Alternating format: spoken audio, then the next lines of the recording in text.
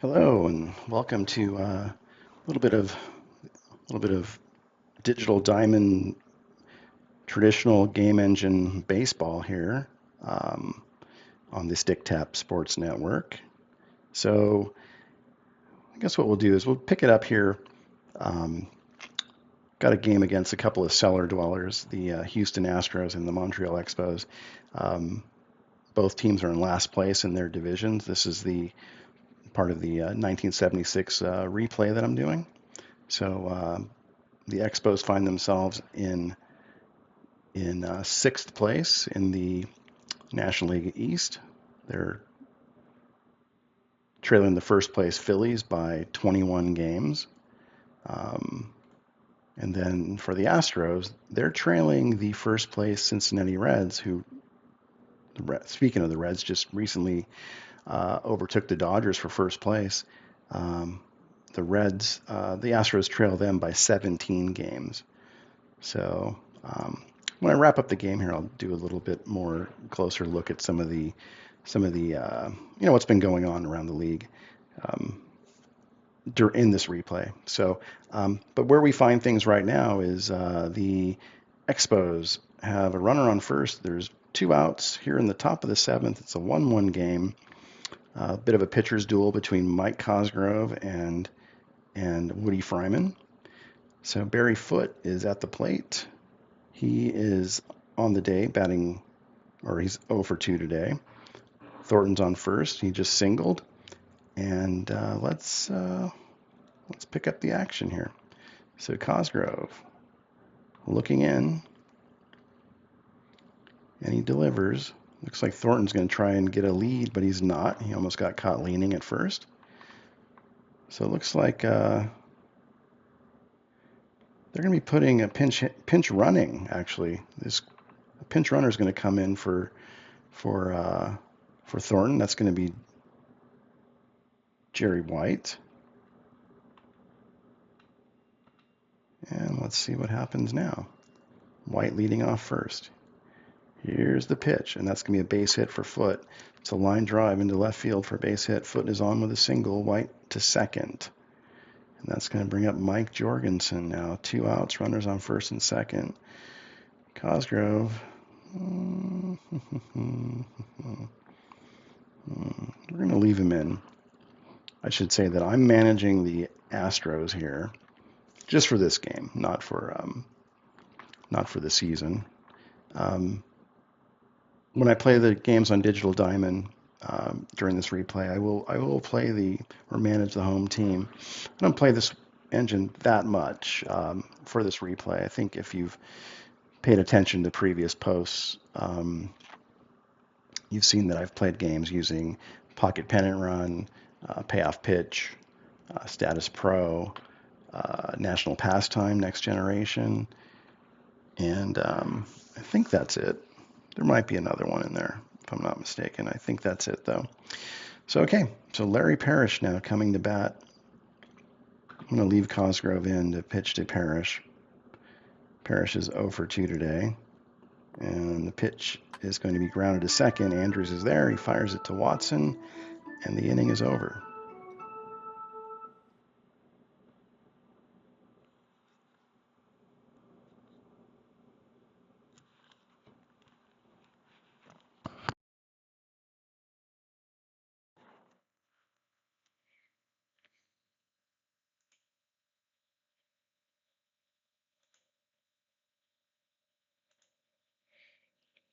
Okay. Just noticing I wasn't getting sound from the game. All right, so let's pick up here with Ed Herman to lead things off for the Astros. So far today, he's 0 for 2. Woody Fryman, 6 innings pitched so far, given up 1 run on 6 hits. He's struck out 1 and walked 2. And here's the pitch. So line drive to left. Rivera is there to make the catch. There's 1 out. Now Roger Metzger coming to bat. Metzger's going to single. It's a single to through the infield. Center fielder Mangwell comes over to play it. Oh, and he bobbles the ball, and Metzger's going to go into second on the error by Mangwell. So the Astros looking to get back out to their one-run lead, which they just lost in the top of the seventh there. So we're going to look at for a pinch hitter. Fryman's a lefty. Let's see who we got on the bench here for the Astros. Let's take a look. Who might be a good batter to bring in? How about Cesar Cedeno? I think that might be a good choice. So Cedeno comes in batting 259, and they're going to walk him. So they want no part of Cedeno, so they put him on first, and that's going to bring up Wilbur Howard now. Howard is 1 for 3, tripled his second time at bat. He's 1 for 3, as I said, and let's see what we can do here. The pitch is going to be grounded to Foley, who's going to fire it to second for one, on to first, double play. I think that's like the 6th double play of this game. All right, let's have to go to who are we going to bring in? Who's going to come in to pitch for Cosgrove or to relieve Cosgrove now? So who do we got? We've got a lot of guys we can choose from. We got a lefty and 2 righties coming up. The pitcher spot is up third. So, hmm.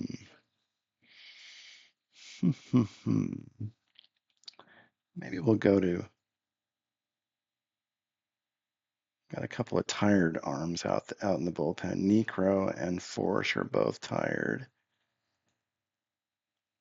Let's bring in Tom Griffin. Griffin's going to go into the number 1 spot,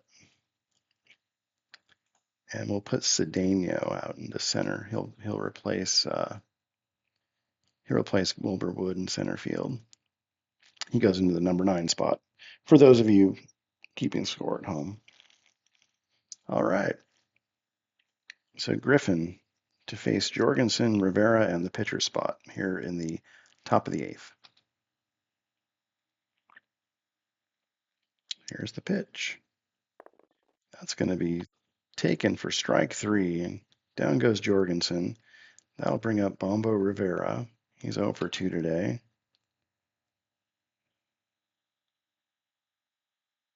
And the pitch from Griffin is grounded to Metzger, who's going to throw to Watson. There's 2 outs. And now Woody Fryman, he's on deck, but are they going to call him back? Let's see. No, they're going to let him bat, and it's going to pay off with a single. So Fryman with a base hit for the Expos. Runner on first, 2 outs. Mangwell coming to bat. And here's the pitch. And that's going to be swung on and missed for strike 3. And the Expos are retired in the top of the 8th.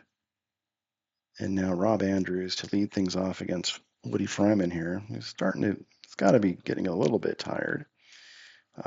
He's thrown 95 pitches so far, but this is the 70s. So there's a base hit. Jorgensen singles, or I'm sorry, Andrews singles, drops in front of Jorgensen. So we got a runner on first now. Andrews and Enos Cabell coming to bat.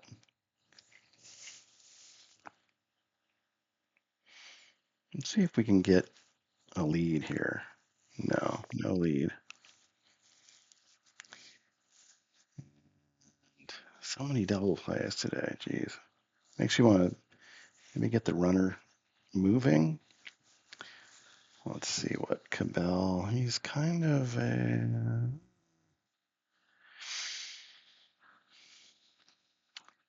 let's try it. Let's try the hit and run. Oh, ball 4, he walks him. Okay, so runners on first and second, nobody out. Bob Watson coming to bat here. Gonna let Watson swing away. And the pitch is going to be deep fly ball in the center. Manguel's going to be there to make the catch. There's two outs, or one out. Get runners on first and second. You're going to have to get somebody home. Leon Roberts, 2 for 3 today. Here's the pitch. It's fly ball into center field. Manguel's there. He makes the catch. There's two away. And now left fielder Cliff Johnson coming to bat. Here's the pitch to Johnson. Grounded to short. Foley's up with it. Fires it to first. And the inning's over. So we head to the ninth. 1-1. Tom Griffin back out on the mound for the Astros. Didn't mention he's got a record of 0-1 and an ERA of 3.96. Here's the pitch to Foley. And that's going to be swung on a miss, strike three. So there's 3 strikeouts for Tom Griffin. Pete Mackinnon now coming to bat. And he is going to hit a fly ball in the right field. Roberts under it, makes the catch. There's 2 outs. And now Jose Morales. Morales, this is his first time at the plate today. He came in for Andre Thornton at first base. Morales hitting 277 with 3 home runs and 9 RBIs, and he pops it up to the catcher. Herman makes the catch. That's going to end the top of the ninth. So now Ed Herman will lead things off. The Expos have gone to the bullpen. They're bringing in Dale Murray. Murray has a 6.23 ERA and a record of 5-2. So Ed Herman to lead things off here. Bottom of the ninth. Here's a pitch hit to Manguel. He's going to make the catch. There's one away. And now Roger Metzger, 2 for 3 today, with 2 singles. And he is going to take strike 3. Goes down looking. That'll bring up Cesar Cedeno. Bottom of the ninth, 2 outs. Cedeno was intentionally walked his first time up. This time up, he strokes a base hit, and let's see, where did that go? A grounder through the infield into left field. Cedeno now on first. Griffin coming to bat. We are gonna we're gonna pinch hit for Griffin, and we are going to bring in. We're gonna go with Jose Cruz. So Jose Cruz comes in. Cedeno at first, 2 outs. And let's see if he can get a lead. He does. And he's going to steal second. So Cedeno gets himself into scoring position for Jose Cruz. Cruz is batting .265 on the season. Runner on second, 2 outs, bottom of the ninth. And there's going to be a base hit, line drive into left. Cruz, we're sending him. The throw is not in time, and the Astros win 2-1. All right. So there we go. I managed the Astros to a huge win over the powerful Montreal Expos. That's definitely going on the resume. All right. Well, thanks for hanging out for that. Let's go ahead and save that. The Astros pick up a half game on the on the division leading Cincinnati Reds. So let's take a look at the standings, or let's take a look at the around the league today, and you'll see that the Twins. Now this is a surprise team. This team is on a roll. They beat the Red Sox 14-4. They're 53-27 and in first place in the American League West. We'll see where they stand in a moment. Um, you've got the let's see, the Brewers, 4-2 winners over the Rangers. I'm gonna take a drink of water here. Give me one moment.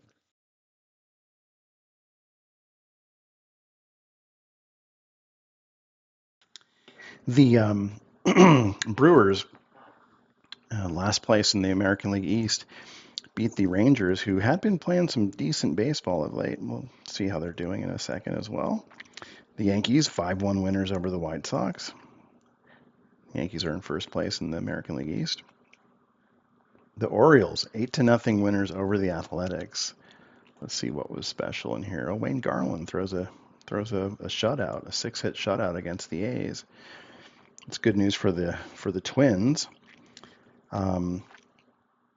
Braves, 7-6 winners over the Mets. The Mets are starting to drop some games here, and they were hanging tough with the Phillies, but the Phillies and the Pirates, but that's not the case with the loss today. But you see the Phillies and the Pirates both aren't playing today. Padres, 2-1 winners over the Cubs. And as you saw here, the Expos lose to the Astros. The Astros win with a walk-off single by Jose Cruz. And let's take a look now at the standings. Okay, so if we start in the American League East, we'll see the Yankees have now opened up a 7.5 game lead over the Red Sox. The Orioles really not able to so far this season get untracked at all. They find themselves third place, 11.5 games back, and then followed by the Tigers, Indians, and the Brewers. In the AL West, as I mentioned, the Twins are really a surprise. They're 9-1 in their last 10. They've opened up an 8-game lead over the A's. You see, the Royals are just I don't know what's going on with that team, but they're 12.5 games back. They had a long losing streak of maybe 8 or 9 games not too long ago, and for a while there they were up there with the A's and the Twins, but as you can see, the Twins just continue to roll, and the teams behind them are not able to keep up.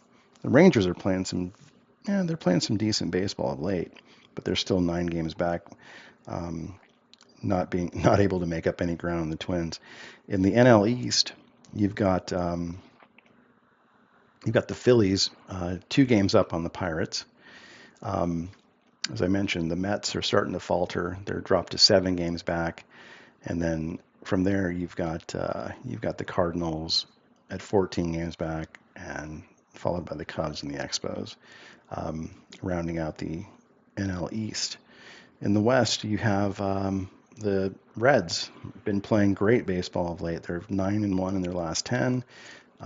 They have caught the Dodgers, who have played only 4-6 in the last 10 games. Dodgers now dropped to half a game out. They had really pretty much led up until July, the NL West, that is. But they have sort of been struggling of late. Let's see, the Braves, third place, 11 games out. Padres, 11.5 out. And then you have the Astros and the Giants to round things out in the NL West. Taking a look at some of the batting leaders. In the American League, Rusty Staub with 349 batting average, followed by Rod Carew. See some other names you would expect to see there, like George Brett, 323, fifth place right now. Leading in home runs is Greg Nettles with 20 for the Yankees. Sal Bando, who had been leading the league for most of the season, sits at 15 along with Dan Ford. You see Roy White and Reggie Jackson there with 12 home runs. RBI leaders, Sal Bando, 55, tied with Butch Weiniger. And right behind them is Carl Yastrzemski. And then you got Greg Nettles with 52. In the National League, the Reds have, like I said, they've really come on of late, and you've seen some of these names surge on this leaderboard. Ken Griffey, for example, batting 399, is leading the league in average, followed by George Foster with 353. See the Dodgers, Steve Garvey at 350 there. In home runs, Dave Kingman, 28 home runs so far this season, followed by Bobby Mercer of the Giants with 17. You see Joe Morgan now has cracked the leaderboard with 15. And then you have three Reds in the RBI leaders. George Foster with 69. He's followed by Dave Kingman of the Mets. Then you have Joe Morgan with 55 and Tony Perez with 50. See Bob Watson sandwiched in there with his 54. ERA leaders, you've got a few relievers up there that are leading in ERA. But you see Tom Bergmeyer of the Twins with a 1.15 ERA. Dave Goltz leads the league in wins with 14. Saves, you still have the Twins. The Twins still have, these two guys are really probably one of the big reasons why the Twins are where they're at. 21 saves combined for the Twins. Go down to the National League. Yeah, Bruce Keeson leading, Pirates hurler leading with a 1.56 ERA. He's also leading in wins, tied with Tom Seaver. Seaver's having a great season too, 1.79 ERA, 12 wins. And then saves, you've got Dave Tallman of the Padres and Wayne Twitchell of the Phillies with 10 each. Get the MVP voting so far. You got Roy White leading the American League and Joe Morgan leading the National League. In Cy Young voting, you have Dave Goltz in the American League and Bruce Keeson with the Pirates in the National League.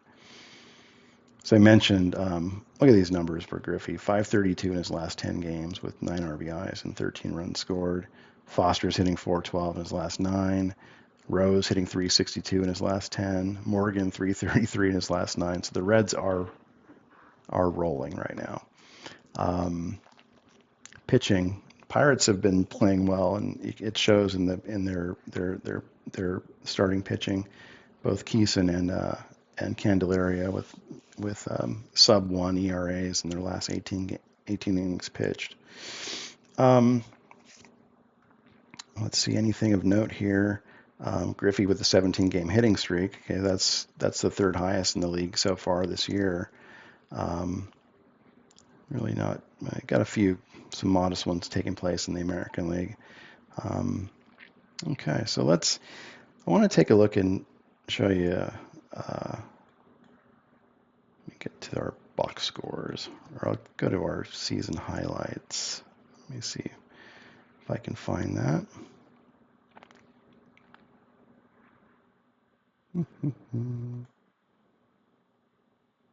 I forget where that is.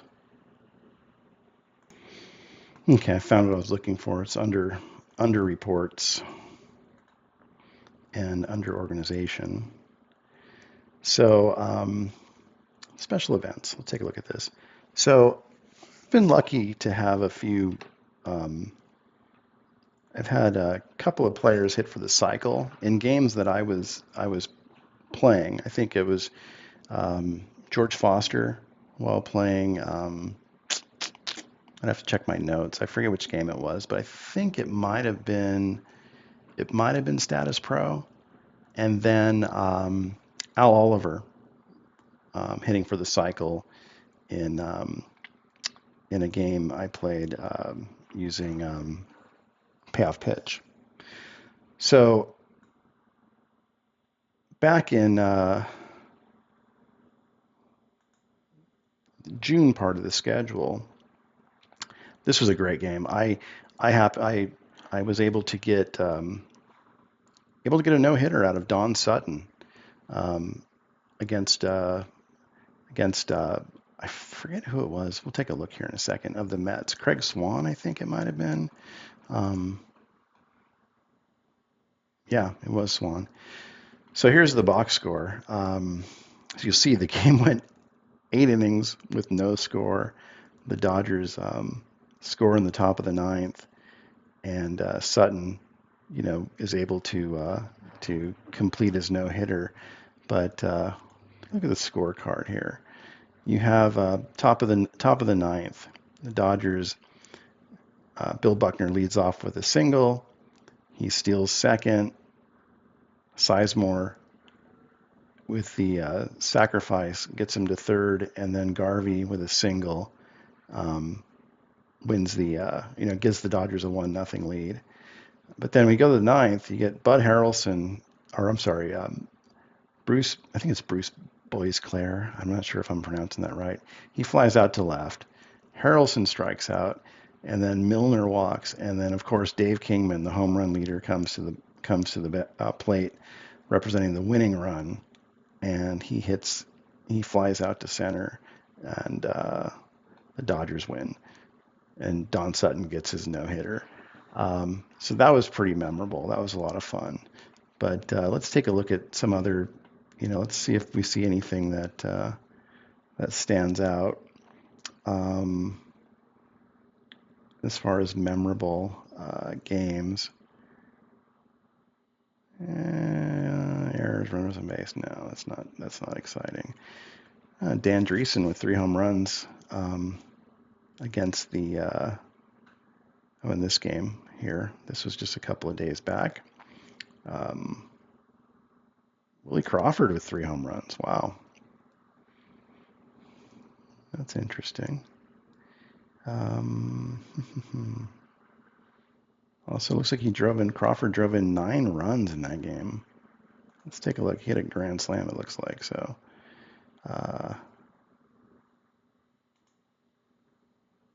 let's see. Crawford, 3 for 5, 9 RBIs. Wow. Let's see. Yep. Grand slam against the Giants. Cardinals win 13-4.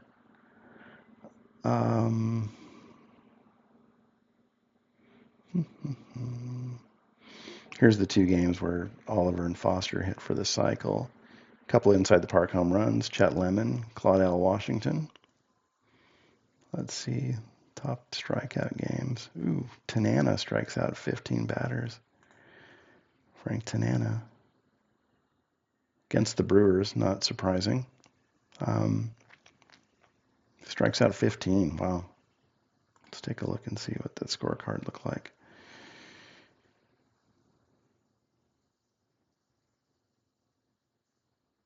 Strikes out.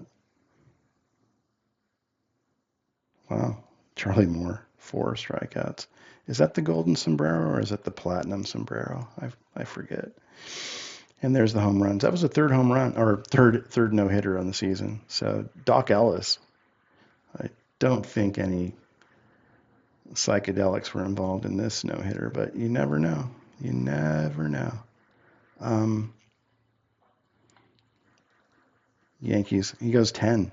They win 1-0 in 10 innings. Let's see what his pitching line was. Walked 2, struck out 8.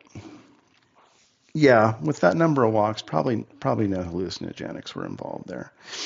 I think that his real life no-hitter, didn't he walk like a ton of players or a ton of batters? Okay, well, I think that's going to do it. Thanks for tuning in to that abbreviated broadcast, but it was an exciting ending. I think I mentioned that we're getting close to the All-Star break here. I'm not sure if I'm going to do anything for an All-Star game. But my plan is to finish out this week playing the games using Digital Diamond. And then I think what I want to do is really dive into Payoff Pitch over the next several weeks worth of games. And see how that goes. I'm kind of thinking that I'm going to stick with Payoff Pitch for the rest of this replay, and I'm looking at starting. I've started a couple other projects. This one has my main focus, but I've got a couple other projects. One is Superstar Baseball, the Phil Graham version of Superstar Baseball. I'll show you what that looks like. So you can see what's going on here. I think we're into May. You know what? I'll pull up the season overview so you can see how things are kind of shaken out. But these are teams. These are just more or less like all-time all-stars from each of the original 16 franchises. So I just really enjoy seeing these names. It's just the history is just a lot of fun. It's like, you know, when you can see you know, Don Mattingly and Reggie Smith and Manny Ramirez alongside, you know, greats like, you know, Ted Williams and Johnny Pesky and Hank Greenberg, Stan Musial, Ernie Banks, Campanella, Clemente. Yeah, look at old Stan Musial batting .402, 8 home runs, 30 RBIs. He's definitely been kind of the standout amongst standouts. So I'll look to maybe add in a broadcast from that league soon. But I'm probably, because I play, I've got a pocket pennant run focused replay that I'm doing with dead ball era baseball. So I'm replaying I think it's the 1912 season. Let me see here. Yeah, it's 1912. So this is all using pocket pennant run. I'm looking at doing a national pastime next generation focused replay on 1949. And then I'm playing around with I was playing around with AI ChatGPT, and I asked for some teams that would, you know, some of the franchise best for teams both like pre-expansion and then post-expansion. So 1960 being the cutoff, 1900 to 1960. And so what it came up with was these teams. And what I did was I did a quick kind of just a season. I played the season quick play, fast play, and then I'm going to use this to seed the teams, and then I'm going to do a tournament to see who makes it out from the American League and the National League, and who the best team is. But you can see that you got some interesting teams in here: the 27 Yankees, the 22 St. Louis Browns, the 54 Cleveland Indians, 29 Athletics. And these were all picked by AI. So I think that it's not exactly representative of the best. I'm sure it's open for argument. I could almost certain of that. But it did a fairly decent job. The '06 Cubs are here, the '09 Pirates. So, but once again, this is between 1900 and 1960. So, you know, there is a whole other batch that I have.